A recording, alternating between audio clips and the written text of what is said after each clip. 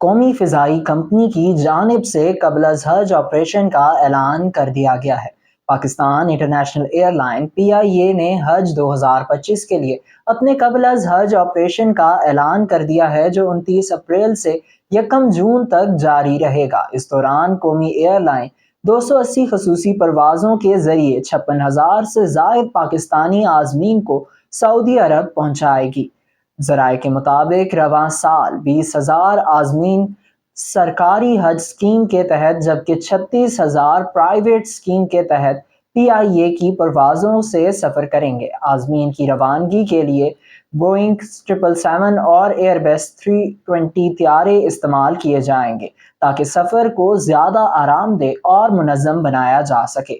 PIA کا بعد از حج operation 12 جون سے شروع ہوگا، جو 10 جولائی تک جاری رہے گا، جس کے دوران واپس آنے والے عازمین حج کو وطن پہنچانے کے لیے فلائٹس کا مربوط نظام ترتیب دیا گیا ہے۔